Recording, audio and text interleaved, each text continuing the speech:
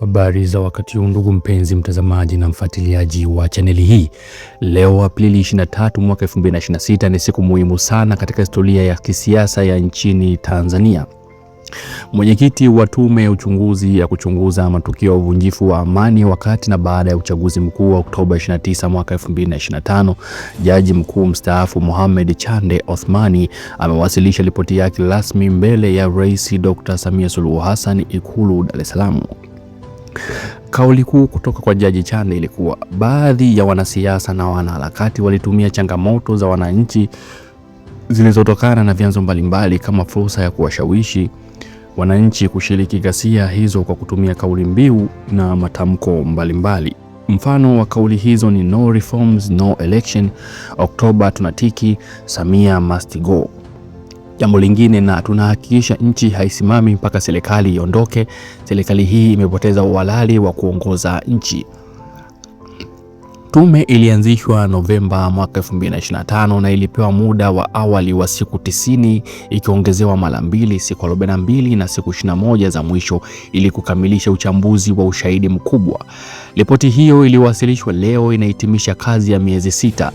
Jaji Chande amesisitiza kuwa baadhi ya viongozi wa kisiasa na wanaharakati walichukua changamoto halisi za wananchi kama malalamiko ya kiuchumi, kisiasa na kijamii na kuzitumia kama fursa ya kuwashawishi kushiriki maandamano na ghasia.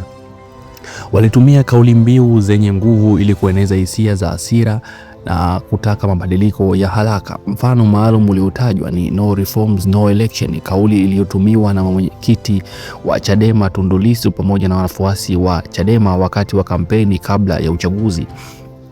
Kauli zinazotaka serikali iondoke mara moja au nchi isimame. Tume imepokea ushahidi mkubwa zaidi ya 63 kutoka kwa wananchi kupitia mahojiano, affidavits, dodoso na mitandao. Ripoti zinazingatia chanzo cha ghasia, wahusika, madhara na mapendekezo. Kauli mbiu kama no reforms, no election zilikuwa na nguvu kubwa kisiasa. Zilianzia kama wito wa mageuzi ya uchaguzi, ambapo tume huru ya uchaguzi, katiba mpya na uhuru wa vyombo vya habari, lakini zilibadilika na kuwa zana ya kuhamasisha maandamano makali baada ya uchaguzi. Kauli hizi, upande wa chanya wa kauli hizo nilikuwa zilionyesha malalamiko halisi ya wananchi kuhusu mchakato wa uchaguzi, uhuru wa kisiasa na uwajibikaji. Pia zilisaidia kuonesha sauti ya upinzani na kushinikiza mageuzi. Lakini upande wa hatari, wakati kauli zinapotumiwa kwa hisia kali kama Samia must go au serikali iondoke, zinaweza kuhamasisha ghasia, uharibifu wa mali na vifo. Tume inasema baadhi ya viongozi walitumia fursa hizo badala ya kuongoza wananchi kwa amani na kisheria. Uchaguzi uligubikwa na madai ya udanganyifu, marufuku ya Chadema kushiriki kikamilifu na maandamano yaliyosababisha vifo na majeruhi. Kauli hizo ziliongeza mvutano na kuchochea maandamano katika maeneo mbalimbali. Tume inaonyesha kuwa sio wote walioshiriki ghasia walikuwa na nia mbaya. Wengine walikuwa na malalamiko halisi, lakini viongozi waliochukua fursa hiyo wana jukumu la kushiriki katika ghasia. Ripoti inaweza kuonekana kama inawalenga moja kwa moja, inawapa changamoto ya kutumia kauli zenye nguvu kwa hekima na kuepuka kuchochea vurugu. Pia kwa serikali inatoa fursa ya kuonesha kuwa ghasia hazikuwa za serikali pekee, bali zilichochewa na pande zote. Inaimarisha taswira ya serikali kama inavyotafuta ukweli. Pia kwa umma na vijana inakumbusha kuwa kauli mbiu zina nguvu, lakini zinaweza kusababisha madhara makubwa. Wananchi wanahitaji kutoa maoni yao bila kushawishiwa kufanya ghasia. Na kwa demokrasia, ripoti hii inaonyesha hitaji la mazungumzo ya kitaifa na mageuzi ili kuepuka kurudia matukio kama haya katika uchaguzi ujao.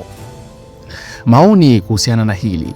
Jukumu la viongozi ni kubwa. Kauli mbiu zenye nguvu kama no reforms, no elections zinaweza kuwa zana halali ya kudai mageuzi, lakini wakati zinatumiwa kushawishi wananchi kushiriki ghasia zinakuwa hatari. Viongozi wa kisiasa na wanaharakati wanajibu na kuongoza wananchi kwa amani na kisheria, si kuwatumia kama zana za kisiasa. Pia ripoti ina mantiki, lakini inahitaji usawa. Ni vizuri kutambua jukumu la kauli mbiu katika kuchochea vurugu. Hata hivyo, ripoti kamili inapaswa kuwa na usawa, utaja jukumu la pande zote, yani serikali, polisi pamoja na upinzani, na kutoa mapendekezo ya uwajibikaji na mageuzi. Ikiwa itaonekana inawalenga upinzani pekee, itapoteza imani ya umma. Serikali iweke ripoti hadharani ili umma uweze kuiona na kujadili. Pande zote, yani serikali na upinzani, ziingie katika mazungumzo ya kitaifa yenye nia ya kujenga badala ya kushinda. Viongozi wa kisiasa wawe na ukomavu wa kutumia kauli zenye nguvu bila kuchochea vurugu, na taifa lijifunze kutoka matukio haya. Mageuzi ya uchaguzi na haki ya binadamu ni muhimu ili kuepuka ghasia kujirudia. Mwisho wa siku, demokrasia inahitaji sauti zenye nguvu, lakini sauti hizo zinapaswa kuwa na hekima na uwajibikaji. Kauli mbiu zinaweza kuleta mabadiliko au kuleta maangamizi, inategemea na jinsi zitakavyotumika. Jaji Chande amesema wazi, baadhi ya wanasiasa na wanaharakati walitumia changamoto za wananchi na kutoa kauli mbiu kushawishi kushiriki ghasia. Ripoti hii inatoa fursa ya kujifunza na kufanya marekebisho ya mambo hayo. Tanzania inastahili siasa zenye hekima, haki na amani. Tuwe na ujasiri wa kusema ukweli na kujenga hoja. Nini maoni yako wewe kuhusiana na hili alilosema Jaji Chande na tume yake kwamba ghasia na vurugu za Oktoba 29 wakati wa uchaguzi mkuu wa mwaka 2025 zilisababishwa sana na kauli za wanaharakati na watu ambao walikuwa wanapinga Samia, kama kauli za Samia must go, na kwamba hatutaki serikali hii, ndio zilizosababisha vurugu na vifo vya wale watu na sio serikali wala nini. Una maoni gani kuhusiana na hilo? Tuandikie hapo chini na sisi tutakurejea.